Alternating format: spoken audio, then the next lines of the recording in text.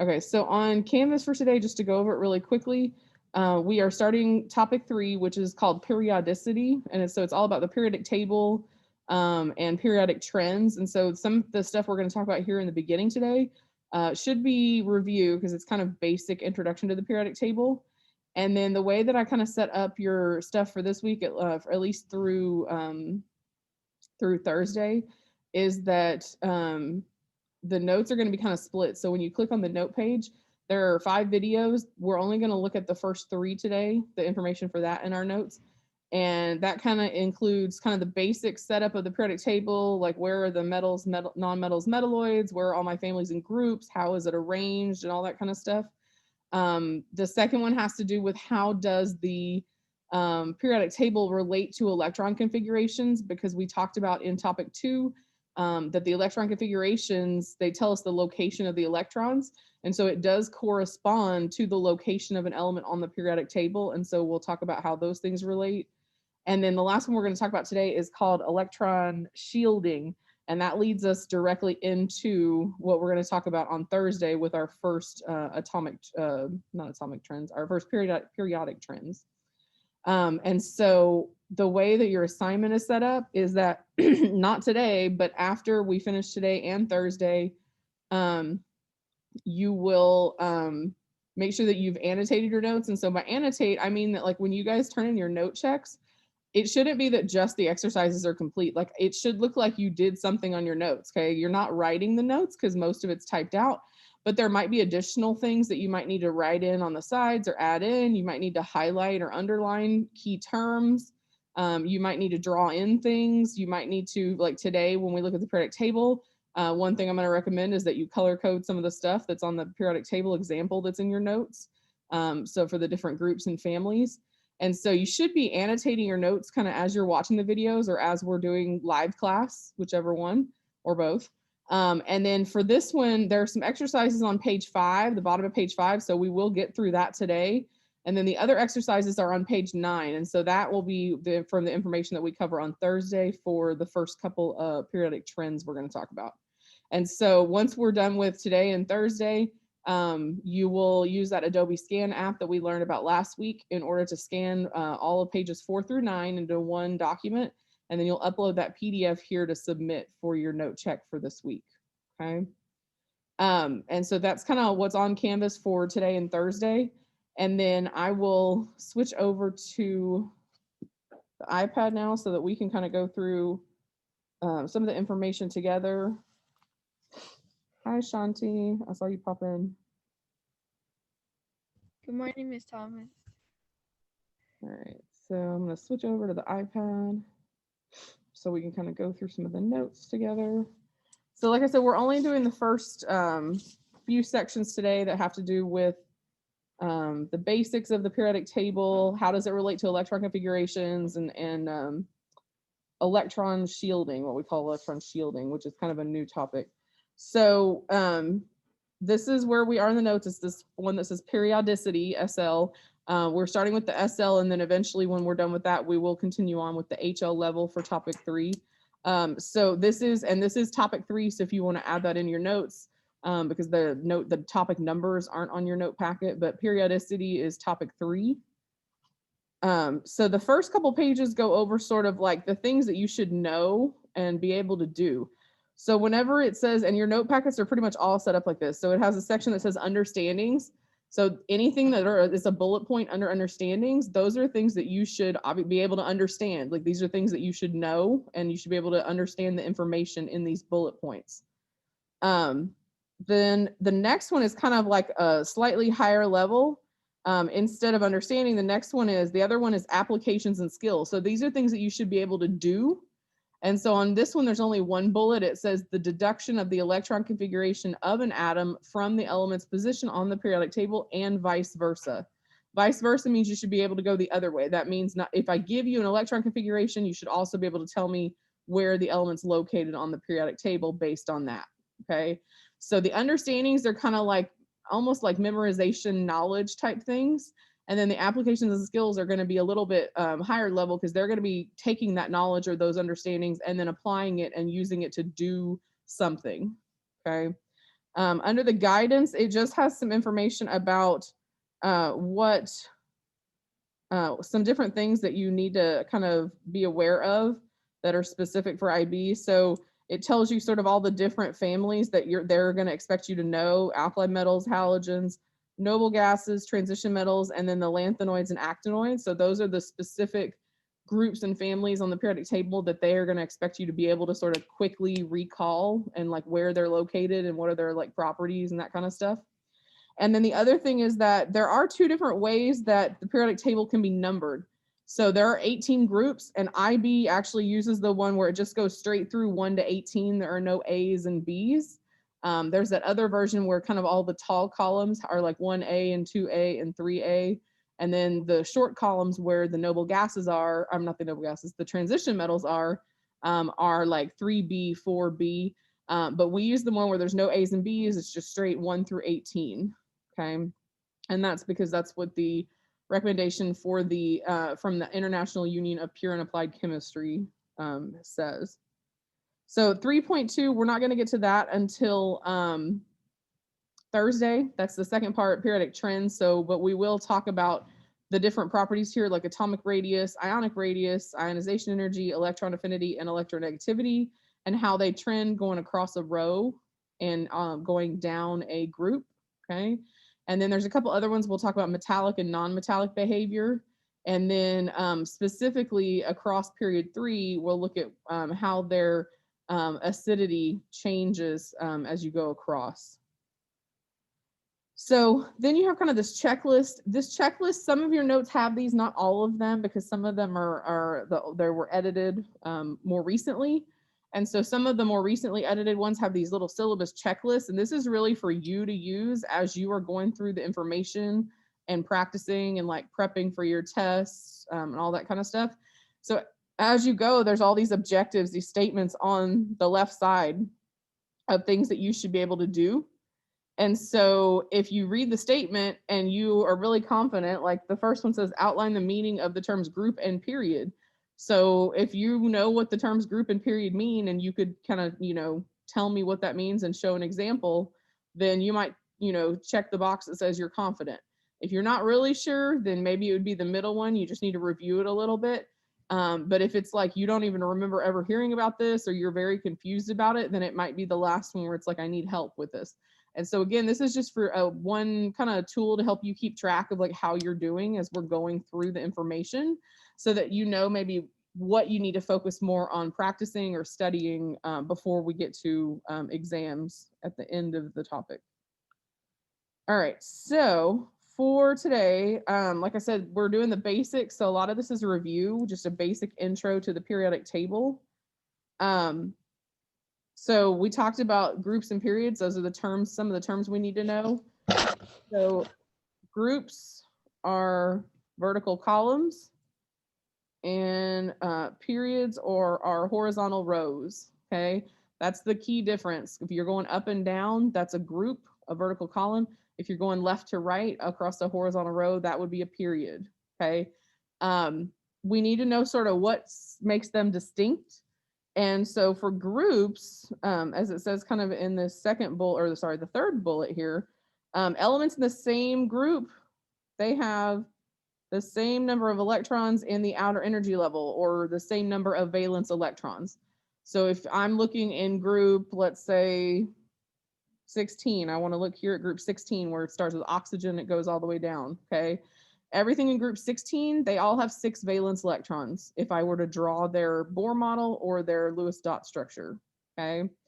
If I were to go down group 1, these are all the alkali metals. They have, except hydrogen, it's not a metal, but everything in group 1 has 1 valence electron. And so how you remember them is group 1 and 2, they have the same number as their group number. And then we kind of skip all the transition metals because they have those weird D sublevel electrons. And so they do some weird things that don't always follow the rules. But then when we get over here to group 13 has 3, group 14 has 4, 5, 6, 7, 8. So when we get over here to group 13, just drop the 1 off the group number, and that tells you how many valence electrons they have. The only exception is helium. Helium only has 2 even though it's in group 18, because it's a noble gas and the first energy level can only hold 2 electrons. And so it still has a full shell like all the other noble gases, but it's not 8, it's 2. Okay. For the periods, elements in the same period, they have the same number of occupied energy levels. So what that means is that if I were to start here with lithium and go all the way across to neon, everything that's group, or that's period 2.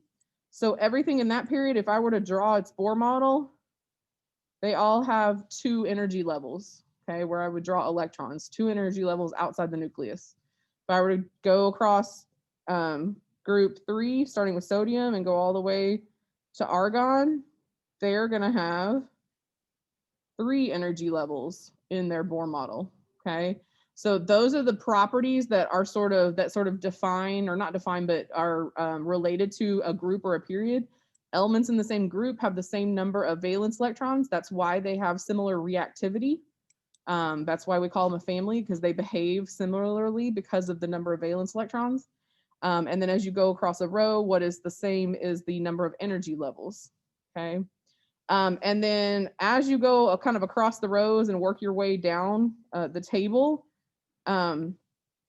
the elements are arranged in an order of increasing atomic number. So every time you go left to right and then you move down and go to the next row and go across, you are adding protons, which increases the atomic number.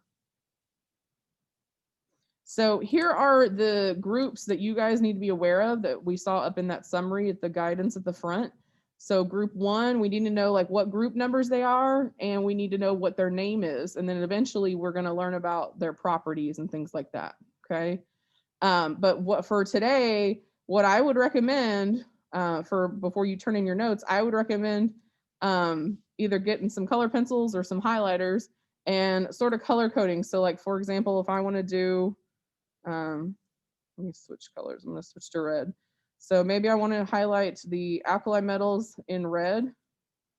So alkali metals are group 1, except for hydrogen. So don't highlight or color hydrogen. So maybe I would like pick a color and highlight or color in the alkali metals that color. And then maybe I want to come do the alkaline earth metals, which is group 2. So I can do them a different color. And then I can do the, I'm going to continue, I'm going to do the transition metals next because they're the next thing. So I'm going to do the transition metals. And so on and so forth. Okay. Yes. You know the last 2 pages on the lanthanides and actinides? Yeah. So if I had longer, I'd pull up a picture and show you. But since I'm recording this, I'll show it to you later. But basically, they insert right here in these 2 rows. So if we actually put them in the table, the last 2 rows would expand, and then it wouldn't follow the trends like we want it to. So it's like they took it out to make it fit better, like on a piece of paper, and to fit better on an image. Because if they left it in there, then those whole 2 rows would like be really, really big, really long. And it, number one, it wouldn't fit on a paper or an image well for us to like use it as a reference. But also it would throw off all the other ones that are over in groups like 13 through 18. Those bottom 2 rows wouldn't be in line. And so they pull those 2 rows out and put them at the bottom. Because also, even though they're not a vertical column, they're like rows, they have similar properties because they also have those weird, they have F sublevel electrons. And so the D sublevel kind of has some weirdness going on. And then the F sublevel, it's even more like complex.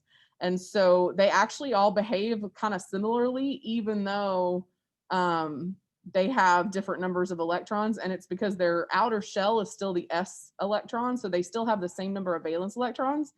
But the F electrons that are put on an inner shell kind of make it a little wonky. And so it's kind of a complicated answer, but the main reason they don't put those 2 rows in there is because it would shift those 2 rows over and things would not line up and it wouldn't fit nicely on a chart, basically.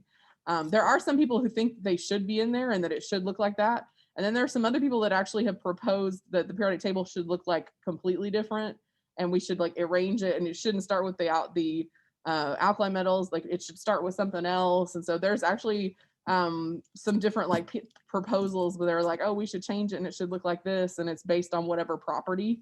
And so, you know, who knows, they eventually they might like decide to revamp it and do it a little differently and arrange it slightly differently. So we'll have to see as time goes and how research and science evolves. But then, so halogens, noble gases, those are over here, group 17 and 18, so you can color them. And then the lanthanides and actinides, or sometimes they're called the lanthanoids, actinoids, those are these two rows here at the bottom. So the lanthanoids are the first row, the actinides are the bottom, that bottom row that's sticking out that Abby was just asking about. So again, I would recommend kind of picking some colors, and you can do highlight. If you don't want to color the whole thing, you can just highlight, like kind of outline around the area. It's easier for me to do it really quick like that because I'm here on the iPad, but it's a little longer if you're doing it on paper. So then we come to, how does the periodic table relate to electron configurations? So we talked in topic 2 about how to write the electron configurations, the long ones and the short ones. And that we could figure out the number of electrons and valence electrons from them. Well, now since we are talking about the periodic table, we're going to kind of relate these two things to each other. And so how it works is that just like I can color code where the families and groups are, I can also color code like we see here where the different sublevels are. So kind of the orangey color on here is the S sublevel, the S block, they call it the S block. The green is the P sublevel, so they call that the P block. The blue is where I would find the D sublevel, so that's called the D block. And then down here at the bottom, it's not really labeled, but the two rows down here at the bottom, the lanthanides and actinides, they're kind of this reddish pink color. Those are the F blocks, so that's where I would find the F sublevel. And so the example they give us is they say lithium is 1s2, 2s1. Well, if I look, those numbers correspond to some things on the periodic table. So the 2s1, that where it ends, that tells us a lot of information. The big number 2, that tells me that it's on the second period, so it's the second energy level. The S tells me that it's over somewhere here in this block, okay, because it's the S sublevel. And then the 1 superscript tells me that there's 1 valence electron. There's 1 electron in that 2s. And so I go to the second period, and 1 valence electron means that it's got to be group 1.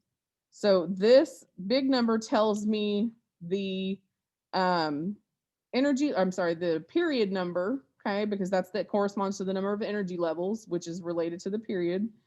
And then the superscript, which is the 1, that tells me the number of electrons, and specifically the last one will be the valence electrons. And so since it's a 1, that tells me it's got to be in group 1. So just from the fact that it ends in 2s1, I can figure out where it's located, because I can go, okay, well, the 2 is period 2, and then the 1 tells me that it's group 1 because it's 1 valence electron, and it's over here in this S block. And so here's lithium right there. So when you're writing electron configurations, you can kind of use, if it's got an S or a P sublevel, then the big number in the front, the one that I have kind of this blue arrow pointing to, that will be the period it's on, okay? The thing you have to be careful though is if you have anything that's D or F, they're not going to match up. But typically we're only really going to be asked about S and P. And then you look at the number in the superscript. So in this one, since it's 2s1, that 1 tells me there's 1 valence electron because that 2s is the highest energy level that it has. If I were to do something like maybe oxygen, okay, oxygen would be 1s2, 2s2, 2p4, okay? So how do I know where oxygen's located? Well, the highest energy level, the highest energy level is 2 because both of these start with a 2. So I know it's going to be somewhere on the second period, the second row. And then since the very last one is P, it's got to be over here in the P block on the second row, okay? And then I need to look at the number of valence electrons. So what I would do is I add together S and P. So since there's 2 here and 4 here, that adds together and that gives me 6 valence electrons, which means that it has to be up here in group 16. And here it is right here. It's in period 2, group 16. So I can figure that out from looking at those parts of the electron configuration. Okay. Wait, ma'am, are you moving your screen? Because, like, it's froze. Oh, is it? Okay, hold on. I couldn't see what you were doing. Now it's moving. Let me stop sharing and reshare. Maybe it'll help.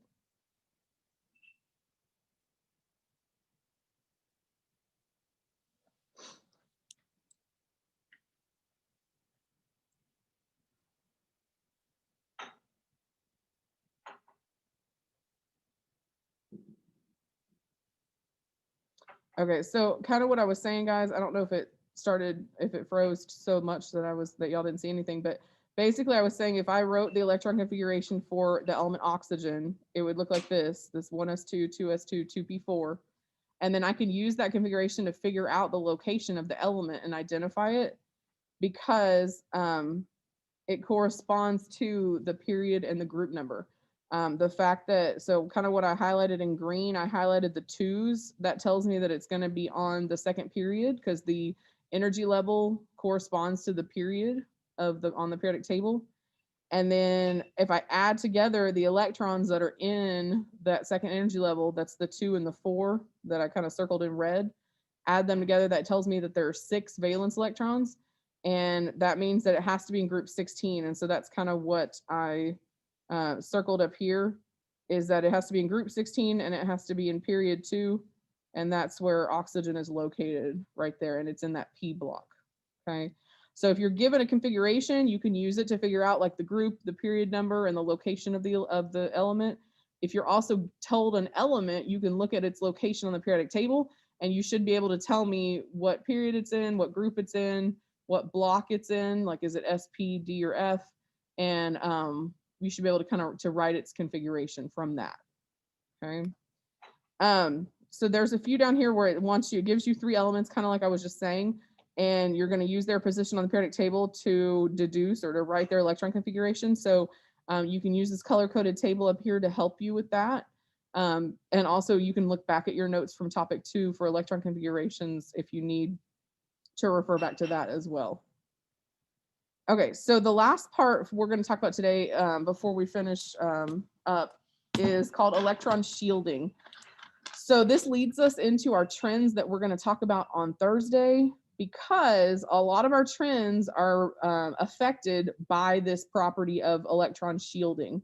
Okay, so when I think of just the general term shielding, so shielding usually means that you're trying to block something. You know, if you think of like, you know, in like those movies where they have like, you know, knights and castles and all that kind of stuff, the knights usually if they're fighting, they'll have a shield, and they use the shield to like block other weapons, to block people from hurting them. Okay. So a shield is used to block something. So electron shielding means that there are some electrons that are blocking the nucleus from other electrons. Okay. And so that's kind of what it summarizes here. It says electron shielding occurs when the inner electrons are called the shielding electrons. And what they do is they shield or they block the outer or the valence electrons from feeling the full attraction of the nucleus.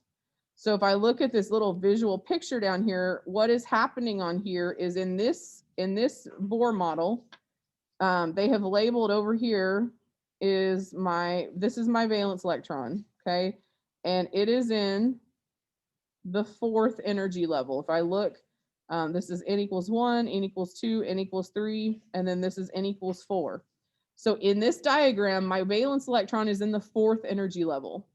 So if you see the first 3 energy levels, the n equals 1, 2, and 3, they're all highlighted in yellow, okay? Those are the shielding electrons, as it kind of labels down here. So all of the electrons that are on the first 3 energy levels, those are all considered shielding electrons. And so what's happening is this valence electron right here that's all the way out here on the 4th energy level, it is still attracted to the nucleus because it's still being held into the atom. It's not like escaping or anything, but it's not held as tightly as maybe like this electron here on the second level. It's definitely not held as tightly as one of these electrons on the first energy level. So the further you get from the nucleus, the weaker the attraction. And when you have the weaker attraction, that means that it requires less energy to remove. And so one of our trends that we're going to talk about next week is ionization energy, which is the energy required to remove a valence electron.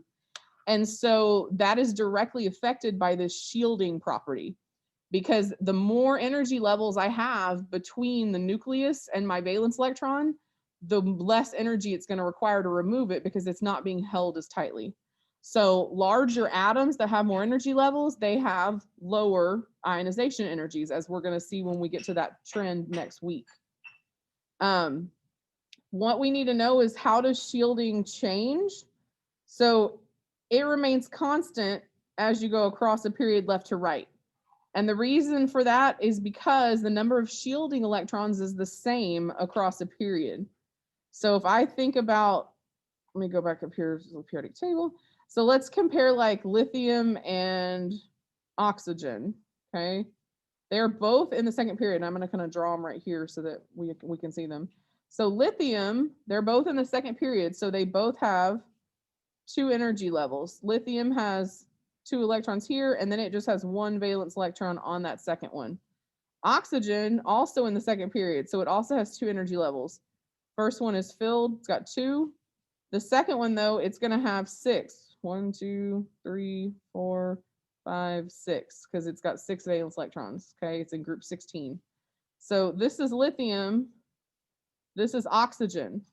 But the shielding is constant, because the shielding comes from the inner electrons, and both of them, the inner electrons, are just the 2 that are on the first energy level. So when you're talking about shielding in terms of going across a period, shielding stays constant because there's no more inner electrons being added. I'm adding electrons to the valence shell, not inside. Okay. As I go down a group, though, it does change. Okay. It actually increases down a group. And the reason it increases is because the number of shielding electrons increases. Because now if I go back up here, and instead of lithium and oxygen, maybe I want to compare lithium to sodium, okay? So because sodium is in the same group as lithium. So if I'm going to erase oxygen here, and I'm going to do sodium instead. Sodium, though, it's in group 3, or I'm sorry, in period 3. So sodium has 3 energy levels. So the first one's full, it's got 2. The second one is going to have 8. And then the 1 valence electron is out here on the 3rd energy level.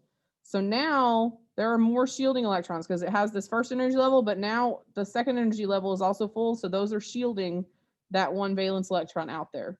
So as I go down a group and there are more energy levels, that means there's more shielding electrons. But as I go across a period, I'm not adding energy levels, so therefore I'm not adding more shielding electrons. And so what we're going to see is that affects this thing called the nuclear charge here right at the end. And the nuclear charge, basically, it's the positive charge experienced by the valence electrons. So you take the number of shielding electrons and you subtract it from the atomic number. So basically, your atomic number is always equal to your protons and electrons as long as it's a neutral atom. So basically, I'm taking all the electrons and I'm subtracting the shielding electrons that are on the inner shells. And when I subtract them, the difference, that's what actually the valence electrons will be feeling on their pull. So when we get into talking about our our periodic trends on Thursday, we're going to see how things like shielding and nuclear charge are directly going to relate to how some of these properties change as you go across the group across the period, or as you go down a group.